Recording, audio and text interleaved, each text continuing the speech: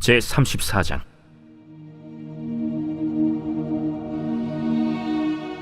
레아가 야곱에게 낳은 딸 디나가 그 땅의 딸들을 보러 나갔더니 히위 족속 중 하몰의 아들 그 땅의 주장 세겜이 그를 보고 끌어들여 강간하여 욕되게 하고, 그 마음이 깊이 야곱의 딸 디나에게 연연하며 그 소녀를 사랑하여 그의 마음을 말로 위로하고 그의 아버지 하몰에게 청하여 이르되, 이 소녀를 내 아내로 얻게 하여 주소서.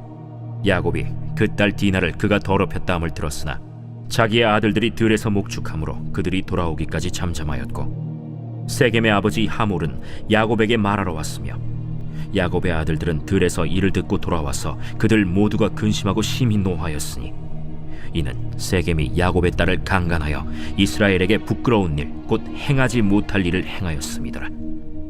하몰이 그들에게 이르되, 내 아들 세겜이 마음으로 너희 딸을 연연하여 하니 원하건대 그를 세겜에게 주어 아내로 삼게 하라. 너희가 우리와 통혼하여 너희 딸을 우리에게 주며 우리 딸을 너희가 데려가고 너희가 우리와 함께 거주하되 땅이 너희 앞에 있으니 여기 머물러 매매하며 여기서 기업을 얻으라.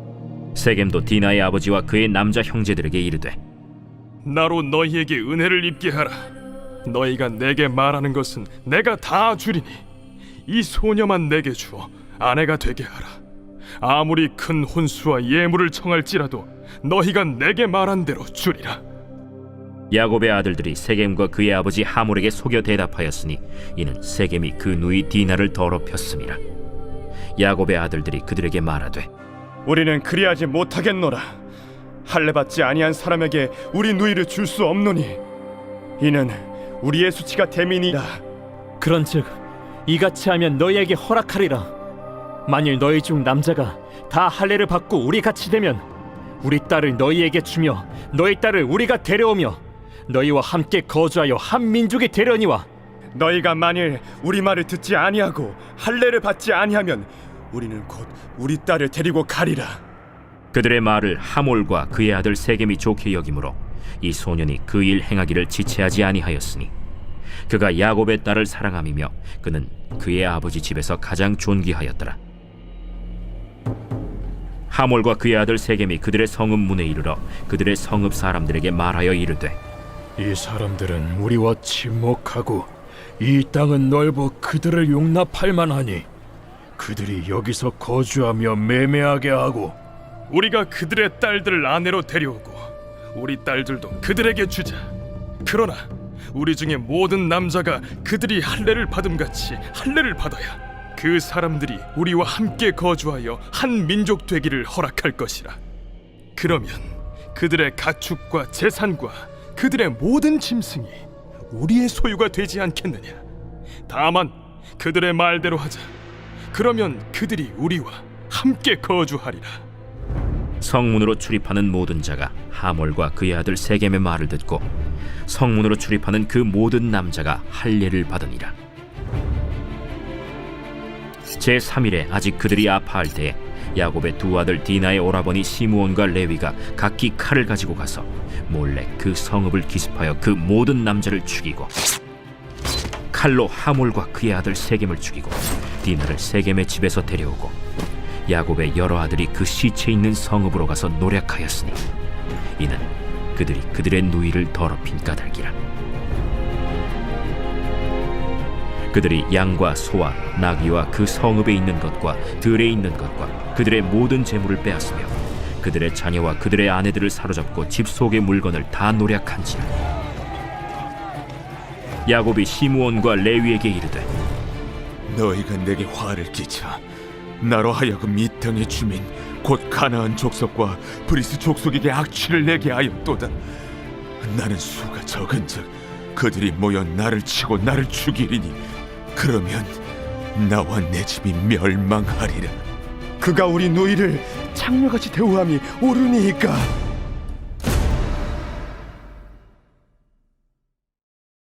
청취자분께서 보내주신 자료를 가지고 오늘 좀 깊은 이야기를 시작해 볼까 합니다. 네. 오늘 주제가 사실 좀 무겁습니다. 창세기 34장에 나오는 그 끔찍한 사건. 맞아요. 그리고 거기서부터 시작되는 이해할 수 없는 고통의 문제예요. 누구나 살면서 한 번쯤은 왜 하필 나의 죄, 아니면 하나님은 대체 어디 계신가 이런 질문 던져보잖아요. 그렇죠. 오늘 자료가 바로 그 질문을 정면으로 파고들더라고요.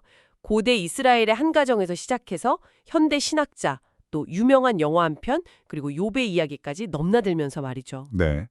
그래서 오늘 저희 대화는 단순히 성경 이야기를 요약하는 게 아닙니다. 아, 그쵸. 오히려 이 각기 다른 자료들이 어떻게 고통이라는 하나의 거대한 주제에 대한 일종의 신학적 지도를 그려내는지 함께 살펴보는 시간이 될 겁니다. 그리고 그 지도가 오늘 우리에게, 특히 공동체를 이끄는 리더들에게 어떤 방향을 제시하는지 이야기해 보려고 합니다. 좋습니다. 그럼 바로 그 비극의 현장, 창세기 34장으로 들어가 보죠. 이 이야기가 정말 충격적인 게 바로 직전에 야곱이 하나님과 씨름하고 이스라엘이라는 새 이름까지 받는 장면이 나오잖아요. 네, 영적인 최정점이죠. 말 그대로 영적인 클라이맥스를 찍었는데 바로 다음 장에 이렇게 끔찍한 사건이 터진다는 게 이 배치가 너무 부자연스럽지 않나요? 자료는 여기에 어떤 신학적 의도가 있다고 보나요? 바로 그 부자연스러움이 핵심입니다. 이건 그냥 시간 순서대로 나열한 게 아니고요. 아주 의도적인 신학적 메시지인 거죠. 뭐냐면 엄청난 영적 승리를 경험했다고 해서 우리 삶의 고통이나 죄의 현실이 갑자기 사라지지는 않는다는 걸 보여주는 거예요. 아, 이스라엘이라는 그 위대한 정체성이 네, 그 정체성이 야곱의 가정을 비극에서 지켜주는 무슨 자동 보호막 같은 게 아니었다는 거죠. 아주 냉정한 현실을 보여주는 거군요. 맞습니다. 그러니까 개인적인 영적 체험이 공동체가 가진 현실적인 문제나 취약점을 한 방에 해결해 주지는 못한다? 그렇죠. 자료에서는 이 비극의 직접적인 원인으로 두 가지를 꼽더라고요. 하나는 딸 디나가 나갔다는 것, 네. 그리고 또 하나는 아버지 야곱이 세겜성 근처에 좀 타협적으로 장막을 쳤다는 것. 이 두 행동에 그렇게 큰 의미가 있나요? 네, 자료는 이 두 행동을 거룩한 경계라는 개념으로 설명해요. 디나가 나갔다, 히브리어로 야차라고 하는데 이게 그냥 마실 나간 게 아니라는 거죠. 아, 그런가요? 당시의 관점에서 보면 언약 공동체라는 보호 울타리를 넘어서 이방 문화와 아무런 준비 없이 만난 행위로 해석될 수 있다는 겁니다. 그렇군요. 하지만 더 근본적인 문제는 리더인 야곱에 있어요. 그가 가나안의 중심 도시인 세겜성 앞에 땅을 사고 장막을 쳤다는 것.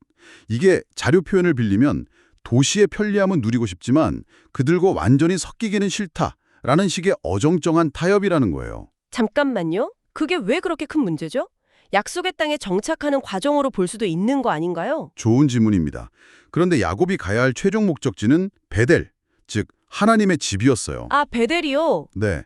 그런데 그는 중간 지점인 세겜에 머물러 버린 거죠. 영적으로 보면 목적지를 향해 가지 않고 안락한 중간지대에 머무르려는 그 리더의 타협이 결국 공동체 전체를 위험에 빠뜨린 겁니다. 비극의 씨앗은 바로 이 공간적 그리고 영적인 타협에서 시작됐다고 자료는 분석해요. 그렇군요.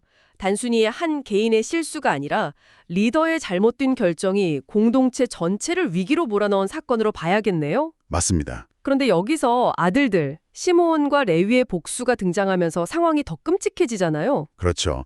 이들의 복수는 문제를 해결하기는커녕 더 큰 신학적 재앙을 불러왔습니다. 재앙이요? 네. 그들은 우리 누이를 창녀처럼 대우하는 게 옳으냐면서 정의를 외쳤지만 그 방법이 끔찍했죠.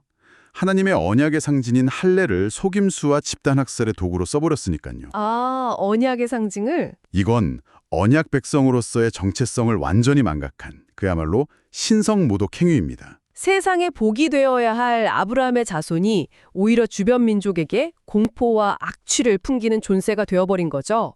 이 역설, 이게 바로 창세기 34장이 고발하는 가장 심각한 실패입니다. 듣고 보니 정말 끔찍한 이야기네요. 결국 창세기 34장은 명확한 답이나 해결책 없이 그냥 끝나버려요. 독자 입장에서는 그래서 하나님은 이 모든 상황에 어디 계셨던 걸까? 이 질문만 남게 되고요. 네, 맞아요. 바로 이 지점, 하나님의 침묵, 이 오늘 자료가 파고드는 핵심 주제인 것 같습니다. 이 침묵을 어떻게 이해해야 할지 자료에서는 스탠리 하우하우스라는 현대 신학자의 아이디어를 가져오더라고요.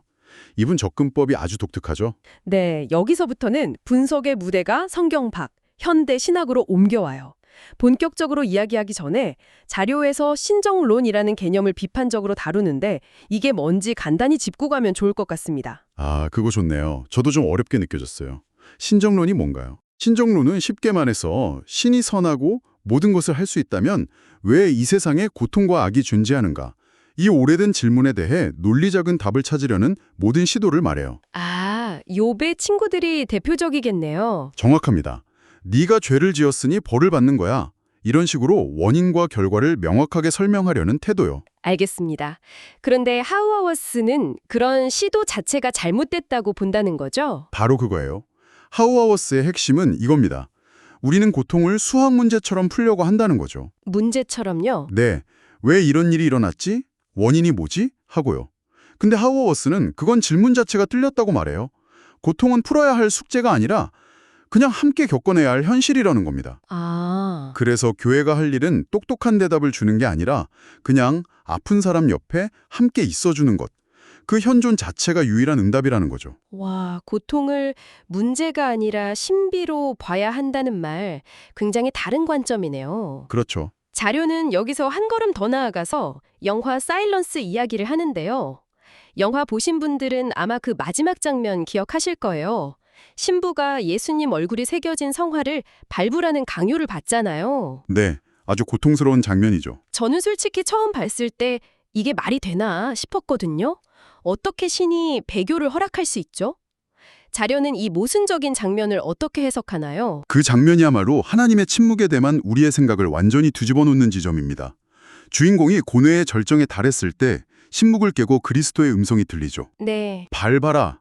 나는 너희의 고통을 나누기 위해 밟히기 위해 여기에 있다. 이 목소리는 하나님의 침묵이 무관심이나 부재가 아니라는 걸 보여줘요. 오히려 가장 깊은 고통의 현장으로 스스로 내려오시는 하나님의 방식이라는 거죠. 자료에서는 이걸 자기 비하적 현존이라고 표현하는데요. 좀 어려운 말이죠. 네, 자기 비하적, 영어로는 캐노틱이라고도 하던데 이게 무슨 의미인가요? 스스로를 비운다는 뜻입니다. 신이 자신의 모든 능력을 사용해서 문제를 해결하는 게 아니라 오히려 가장 낮고 약한 모습으로 우리 고통 속으로 직접 들어오신다는 개념이죠. 아, 힘으로 억누르는 신이 아니라? 네, 함께 밟히고 아파하는 신. 사일런스는 친밀하시는 하나님이 사실은 가장 가까이서 우리와 함께 고통받고 계시다는 아주 심오한 통찰을 던져주는 겁니다. 그렇군요. 창세기 34장의 설명 없는 비극에서 시작해서 하워워스에 함께 있어주는 공동체를 거쳐 사일런스의 고통에 동참하는 침묵까지 왔네요. 네. 이제 자료는 이 문제에 대한 최종 분석 대상으로 성경에서 고난을 가장 깊이 다루는 책, 바로 욥기를 가져옵니다. 욥기의 결론은 또 완전히 다른 차원인 것 같아요. 맞아요. 욥기의 핵심은 고난의 이유를 묻는 것에서 창조주 하나님 자신을 만나는 것으로의 대전환입니다. 이유에서 하나님 자신으로요? 네. 욥기 마지막 부분 38장에서 42장을 보면 하나님이 드디어 나타나시잖아요. 그런데 욥의 그 처절한 질문, 왜 저에게 이런 일이 일어났습니까? 여기에 대해 직접적인 답을 주지 않으세요. 맞아요. 갑자기 막 천지창조 이야기를 하시죠. 네가 바다에 샘에 들어가 보았느냐 이런 식으로요. 사실 좀 동문서답처럼 들리기도 하고요. 그렇죠. 하지만 그게 바로 하나님의 대답 방식이에요. 하나님은 욥의 고통에 대한 설명서를 주시는 게 아니라 이 우주를 만드시고 다스리시는 당신의 광대하심과 주권을 그냥 보여주시는 거예요. 이건 마치 이런 겁니다. 제 방 창문으로 보이는 작은 폭풍우가 제 세상의 전부인 줄 알고 절망하고 있었는데 하나님이 갑자기 저를 우주정거장으로 데려가서 지구 전체를 뒤덮은 거대한 기상 시스템을 보여주시는 거죠. 와, 그 비유 정말 와닿네요. 내 고통이 사라진 건 아니지만 그걸 훨씬 더 큰 그림 안에서 보게 되면서 할 말을 잃게 되는 경험. 바로 그거예요. 욥의 고통이 무시되거나 작아지는 게 아니라 그의 경험을 초월하는 훨씬 거대한 창조주의 섭리 안으로 재배치다는 거죠. 아, 그래서 자료의 한 구절이 정말 중요한데요. 욥은 고난의 이유 대신 하나님 자신을 해답으로 받아들인다. 욥기의 최종 결론은 지적인 이해가 아니라 압도적인 하나님 앞에서 드리는 경배, 즉 독솔로지 인셈이죠. 그렇군요. 그리고 자료는 이 모든 고통의 배후에는 사탄의 활동 같은 우주적인 갈등이 있다는 점도 짚어주면서 자연스럽게 미래에 대한 소망, 즉 종말론으로 연결시키더라고요. 네, 욥기가 보여주는 이 세상의 불완전함, 해결되지 않는 고통의 신비는 필연적으로 미래의 완전한 회복을 바라보게 만듭니다. 그럴 수밖에 없겠네요. 모든 눈물과 고통이 사라질 그날, 하나님의 완전한 통치가 이루어질 새하늘과 새 땅에 대한 소망이 없다면 욥기의 이야기는 미완성으로 남을 수밖에 없죠. 그래서 욥기가 주는 최종적인 교훈은 지금은 다 이해할 수 없더라도 창조주 하나님을 신뢰하고 그 마지막 날에 대한 소망을 붙들고 오늘을 살아가라는 것이라고 자료는 정리합니다. 자, 지금까지 정말 긴 여정을 달려왔네요. 창세기 34장의 한 가정의 비극에서 시작해서 하나님의 침묵, 그리고 욥을 통해 하나님 자신을 만나는 데까지 나아갔습니다. 이 모든 분석을 종합해 볼 때 오늘날 교회를 이끄는 리더들에게 어떤 실질적인 교훈을 줄 수 있을까요? 자료를 바탕으로 3가지 핵심적인 시사점을 정리해 볼 수 있을 것 같아요. 네. 첫째는 성경을 해석하는 방식에 대한 겁니다. 창세기 34장 같은 이야기를 단순히 도덕 교훈, 그러니까 밤에 함부로 돌아다니지 마라 라는 식으로 읽으면 안 된다는 거죠. 아, 그건 아니죠. 그 안에는 언약 공동체의 실패, 리더십의 부재, 인간 영성의 취약함 같은 훨씬 깊은 신학적 통찰이 담겨 있어요. 리더는 이런 본문을 그 깊이까지 읽어내고 공동체와 나눌 책임이 있다는 겁니다. 네, 두 번째는요? 두 번째는 소망의 근거에 대한 거예요. 우리의 신앙은 이미 하나님 나라가 시작됐지만 아직 완성되지는 않은 그 긴장감 속에 있잖아요. 네, already but not yet. 영적인 승리를 경험해도 이 땅의 고통과 비극이 완전히 사라지지는 않아요. 따라서 우리의 궁극적인 소망은 이 땅에서의 성공이나 평안이 아니라 하나님 나라의 최종적인 완성에 도와야 한다는 걸 다시 한번 확인시켜 줍니다. 마지막 세 번째는 뭔가요? 마지막은 교회 역할에 대한 건데요. 이 분석은 교회가 고통받는 사람들을 어떻게 대해야 하는지를 근본적으로 다시 생각하게 만들어요. 욥의 친구들처럼 섣부른 위로나 신학적 정답을 제시하는 게 교회의 역할이 아니라는 거죠. 그럼 뭐가 역할일까요? 오히려 하워워스가 말한 것처럼 고통받는 사람 곁에 그저 함께 있어주는 공동체가 되고 사일런스가 보여준 것처럼 그들의 고통에 동참하는 것. 그것이 교회의 진짜 사명이라는 겁니다. 정말 중요한 지점들을 짚어주셨네요. 자료는 고난을 하나님과 사탄, 그리고 우리 신자들이 얽힌 하나의 거룩한 전쟁터와 같다고 묘사했어요. 네, 그렇죠. 이 분석을 바탕으로 청취자 여러분, 특히 리더의 자리에 계신 분들께 이 질문을 마지막으로 남기며 오늘 대화를 마무리하고 싶습니다. 만약 고난이 정말 우주적 갈등이 벌어지는 전쟁터라면 우리가 고통받는 사람을 돕는 방식은 어떻게 달라져야 할까요? 우리의 초점이 단순한 심리적 위로를 넘어 이 영적 전쟁터에서 함께 버텨낼 힘, 즉 영적인 인내와 회복 탄력성을 길러주고 전략적으로 함께 싸워나가는 공동체를 세우는 것으로 이동해야 하지는 않을까요? 자, 청취자께서 보내주신 자료 창세기 34장의 디나 사건에 대한 분석입니다. 사실 이 이야기는 읽을 때마다 마음이 참 불편해지는 그런 부분이죠. 끔찍한 폭력, 또 복수, 그리고 뒷수습도 제대로 안 되는 한 가족의 비극처럼 보이는데요. 그런데 보내주신 자료를 보니까 이게 그냥 막장 드라마가 아니더라고요. 네, 맞습니다. 막 태동한 이스라엘이라는 공동체가 우리는 누구인가라는 정체성의 위기 앞에서 벌인 일종의 신학적 전쟁, 그 최전선을 보여주는 아주 중요한 텍스트라는 분석이었습니다. 오늘 이 자료를 토대로 사건의 표면 밑에 숨겨진 진짜 의미들을 한번 깊이 파헤쳐 보겠습니다. 네, 이 사건을 제대로 이해하려면 한 3가지 질문을 따라가 보는 게 좋습니다. 자료에서도 제시하는 핵심 질문들이죠. 3가지 질문이요? 첫째는 야곱의 아들들은 왜 할례라는 이 신학적 조건을 내걸었을까 하는 점이고요. 둘째, 아주 친절해 보였던 그 세겜 사람들의 제안에는 어떤 의도가 숨어 있었나. 그리고 마지막으로 이 위기 앞에서 야곱의 가족, 즉 이 언약 공동체는 왜 이렇게 처참하게 실패했는가. 이 3가지를 축으로 이야기를 풀어가면 단순한 비극을 넘어서는 더 큰 그림을 볼 수 있게 될 겁니다. 좋습니다. 그럼 첫 번째 질문부터 바로 시작해보죠. 야곱의 아들들이 내세웠던 명분, 할례받지 않은 사람에게 우리 누이를 줄 수 없다, 이 주장이요. 솔직히 처음 읽을 땐 그냥 세겜 사람들을 속여서 복수하기 위한 핑계처럼 들리거든요. 네네. 동기 자체가 불순했으니까요. 그런데 자료에서는 이 명분 자체가 아주 중요한 신학적 정당성을 갖는다고 지적하더군요. 이게 좀 의아했어요. 아주 정확한 지적이십니다. 물론 아들들의 마음속엔 분명 속임수와 그 복수심이 가득했죠. 하지만 그들이 내뱉은 말 자체는 역설적으로 언약 공동체의 핵심 정체성을 담고 있었습니다. 아, 그 말 자체는요. 네, 자료가 창세기 17장의 아브라함 언약을 연결해서 설명하는 부분이 바로 그 지점인데요. 언약에서 할례는 그냥 몸에 남기는 표식이 아니거든요. 세상에 속했던 옛 생명은 짚고 이제부터는 온전히 하나님께 속한 새 생명으로 산다. 이런 일종의 언약적 죽음과 부활을 상징하는 서약인 거죠. 아, 그렇군요. 그러니까 할례를 받지 않았다는 건 단순히 문화가 다르다는 의미가 아니라 하나님의 언약 밖에 있는 상태, 완전히 다른 세계관에 속해 있다는 뜻이군요. 바로 그겁니다. 그럼 그들과의 결혼은 단순히 가족이 늘어나는 게 아니라 이 공동체의 정체성 자체가 흔들리는 문제가 되는 거고요. 네, 맞습니다. 그걸 자료에서는 카오스로의 회귀라는 아주 강한 표현으로 설명합니다. 카오스로의 회귀요. 네, 언약은 하나님의 질서 안으로 들어오는 건데 언약 밖과의 무분별한 결합은 그 질서가 세워지기 이전에 그 혼돈 상태로 돌아가는 것과 같다는 거죠. 실제로 세겜 족집과 통혼하게 되면 그들이 섬기던 가나안의 풍요의 신들이나 우상들이 자연스럽게 야곱 공동체 안으로 들어올 게 뻔했습니다. 그렇죠. 이건 인종이나 민족의 문제가 아니라 야훼 신앙이라는 공동체의 존재 이유 자체를 지킬 수 있느냐 없느냐의 생존 문제였던 겁니다. 그렇군요. 훗날 이스라엘 역사에서 계속해서 이방 민족과의 결혼을 엄격하게 금지했던 이유가 바로 여기에 뿌리를 두고 있었던 거네요. 네, 그렇습니다. 신앙의 순수성을 지키기 위한 일종의 방어선이었군요. 동기는 불순했지만 그들이 내세운 논리 자체는 공동체의 존립을 위한 핵심 가치였다.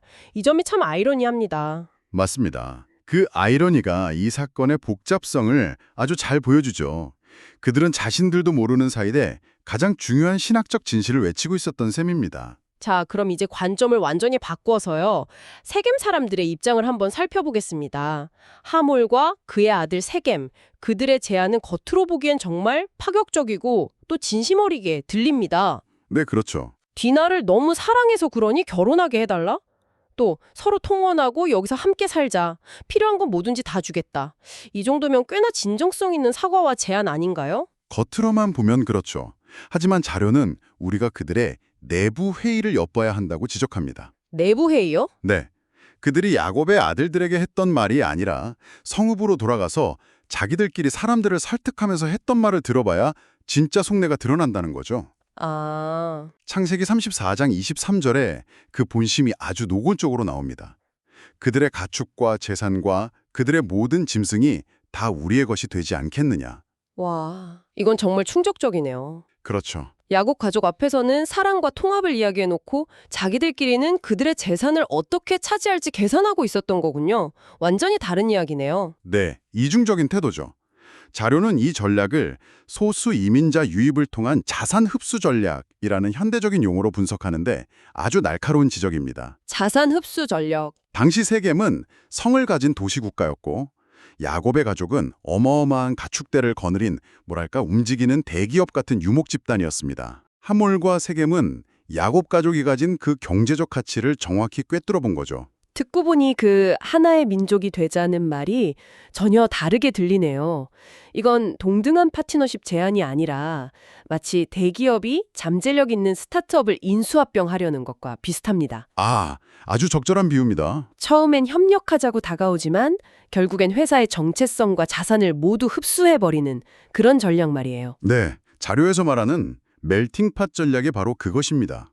소수인 야곱 공동체를 다수인 세겜 문화 속에 완전히 녹여버려서요. 녹여버린다. 네, 그들의 고유한 신앙과 정체성은 해체하고 막대한 재산은 세겜의 것으로 만들려는 일종의 제국주의적 약탈이라는 겁니다. 와, 그들에게 야곱의 아들들이 요구한 할례는 신앙적 결단이 아니라 그 재산을 합법적으로 손에 넣기 위해 치러야 할 약간의 통과 일회나 거래 비용 정도로 여겨졌을 뿐입니다. 여기서 자료가 구속사적 관점이라는 말을 쓰던데 청취자분들을 위해 이 개념을 잠깐 짚고 넘어가면 좋겠습니다.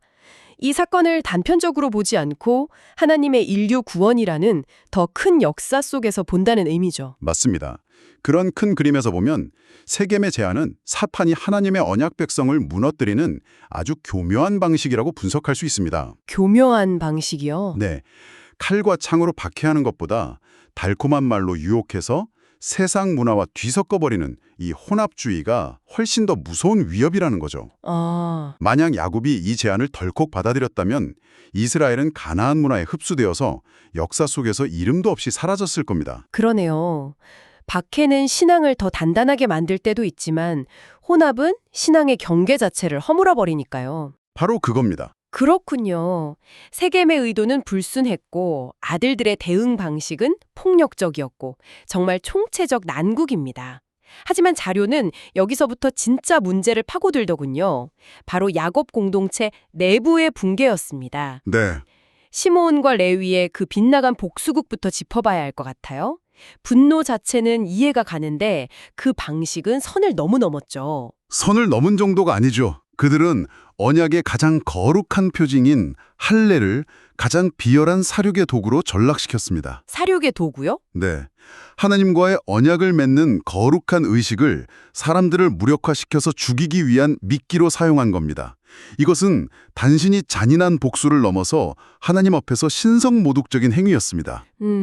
자료가 강조하듯이 그들의 분노는 정당했지만 그 분노를 푸는 방식은 하나님께 묻지 않은 인간적인 혈기, 그저 변화되기 전에 야곱이 쓰던 속임수와 폭력의 재현일 뿐이었어요. 하나님은 거룩을 지키기 위해 불의한 폭력을 사용하는 것을 결코 용납하지 않으신다는 점, 그리고 그 결과가 훗날 창세기 49장에서 야곱의 저주로 이어진다는 그 연결이 아주 중요해 보입니다. 네, 맞습니다. 그들은 이 끔찍한 일을 계획하고 실행하면서 단 한 번도 하나님께 기도하거나 뜻을 묻지 않았습니다. 그들의 행동에는 신앙이 전혀 없었죠. 이것이 공동체의 첫 번째 실패였다면 두 번째, 더 근본적인 실패는 바로 리더인 야곱에게서 나옵니다. 사실 이 사건을 읽으면서 가장 답답했던 게 야곱의 태도였습니다. 자료에서도 그의 무능함을 강하게 지적하고 있고요. 네, 딸이 끔찍한 일을 당했다는 소식을 듣고도 처음에는 그냥 잠잠했다고 나오잖아요. 그리고 모든 일이 끝난 후에 아들들을 꾸짖는 이유도 정말 가관입니다. 맞습니다. 야곱의 첫 마디가 너희가 내게 화를 끼쳐서 나를 악취나게 했다 이거죠. 그리고 나는 수가 적은데 그들이 나를 치면 나와 내 집이 멸망할 것이다 라고 말합니다. 여기서 그의 관심사가 명확히 드러나는 겁니다. 그렇죠. 딸의 고통이나 언약의 거룩함이 더럽혀진 것보다 주변 가나안 족속들에게 고복당할까 봐 걱정하는 자신의 안위와 평판, 이게 우선이었던 거네요. 네, 바로 그거죠. 한 공동체의 리더가 완전히 영적으로 무너진 모습이네요. 가장 중요한 신학적 위기 앞에서 철저히 현실적인 계산만 하고 있으니까요. 이것이 바로 영적 공백 상태입니다. 리더가 하나님을 바라보지 않고 현실의 힘의 논리에만 매몰되면 공동체는 방향을 잃게 됩니다. 가장 결정적인 것은 이 엄청난 위기 앞에서 야곱조차도 제단을 쌓거나 하나님께 나아가지 않았다는 점입니다. 이렇게 리더가 신학적 중심을 잃어버리니 자녀들은 각자의 방식대로, 즉 혈기와 폭력으로 반응할 수밖에 없었던 거죠. 그래서 아들들의 마지막 항변, 그가 우리 누이를 창녀같이 대우함이 옳으니이까, 이 말이 더 날카롭게 들립니다. 네, 그렇습니다. 자료에서는 이 말이 단순히 상황을 설명하는 게 아니라 아무것도 하지 않은 아버지의 권위에 대한 조롱이자 도전이라고 해석하더군요. 맞습니다. 아버지는 가만히 있었지만 우리는 이렇게라도 했습니다. 이게 틀렸습니까? 하고 대드는 것처럼요. 정확합니다. 영적 리더십이 붕괴된 가정과 공동체의 비극을 압축해서 보여주는 장면입니다. 아버지가 원칙을 제시하지 못하니 아들들이 자신들의 폭력적인 정의를 내세우게 된 거죠. 그 결과는 더 큰 파국으로 이어졌고요. 정말 엉망진창으로 꼬여버린 이 사건이 시간이 한참 흐른 뒤에 야곱의 유언에서 신학적으로 정리된다는 점이 흥미로웠습니다. 창세기 49장인데요. 네네. 자료는 이 유언이 단순히 늙은 아버지가 감정적으로 자식들을 평가하는 게 아니라 이스라엘 공동체의 미래에 대한 신학적 선언이라고 분석합니다. 매우 중요한 지점입니다. 야곱은 시므온과 레위, 그 인물 자체를 저주하지 않아요. 그런가요? 그는 그들의 분노가 혹독하니 저주를 받을 것이요 노기가 맹렬하니 저주를 받을 것이라고 말하면서 그들의 분노와 폭력이라는 행위 자체를 저주합니다. 그리고 핵심적인 선언을 하죠. 내가 그들을 야곱 중에서 나누며 이스라엘 중에서 흩으리로다. 흩으리로다. 네, 이것은 세겜에서 보여준 것과 같은 그런 잔혹한 폭력은 앞으로 세워질 이스라엘이라는 언약 공동체 안에서 결코 자리를 차지할 수 없다는 일종의 헌법적 선포와도 같은 겁니다. 그런데 이 흩어짐이라는 하나의 예언이 두 아들에게 전혀 다른 방식으로 성취되는 과정이 정말 드라마틱합니다. 예언이 무슨 고정된 운명이 아니라 살아 움직이는 생물 같다는 느낌을 받았어요. 네, 그 부분이야말로 이 이야기의 신학적 깊이를 보여줍니다. 시므온 지파에게 흩어짐은 말 그대로 징벌적 결과로 나타납니다. 징벌이요? 네, 가나안 땅에 정착한 뒤에 세력이 급격히 약해져서 결국 유다 지파의 영토 안에 흡수되면서 사실상 역사에서 희미해지죠. 하지만 레위 지파는 완전히 다른 길에 걷습니다. 아, 그들 역시 땅을 기업으로 받지 못하고 이스라엘 전역에 흩어져 살게 되지만 그 흩어짐의 의미가 바뀝니다. 의미가 바뀐다니요. 아, 혹시 출애굽기 32장의 금송아지 사건. 그때 그들이 하나님 편에 서서 우상 숭배를 척결하는데 앞장섰던 그 사건 때문인가요? 바로 그겁니다. 그 사건에서 보여준 회개와 하나님을 향한 거룩한 열심을 통해 그들의 흩어짐은 저주가 아니라 이스라엘 모든 지파 가운데 흩어져서 하나님의 율법을 가르치는 제사장적 소명으로 재해석됩니다. 와, 똑같은 흩어짐이라는 예언이 한쪽에게는 심판으로, 다른 한쪽에게는 거룩한 사명으로 성취된 거죠. 와, 이건 정말 놀라운 통찰이네요. 하나님의 예언이나 심판의 말씀이 기계적인 운명론이 아니라는 거군요. 그렇죠. 인간의 회개와 결단에 따라 그 의미와 결과가 역동적으로 변화될 수 있다는 것을 보여주는 강력한 사례네요. 그렇습니다. 하나님의 말씀은 우리와 상호작용하며 역사를 이끌어 가신다는 것을 보여주는 탁월한 예시입니다. 저주 아래 머무를 수도 그것을 딛고 소명으로 나아갈 수도 있는 거죠. 자, 그럼 오늘 나눈 이 길고 복잡한 이야기들을 종합해 보겠습니다. 폭력과 기만, 리더십의 실패로 얼룩진 창세기 34장.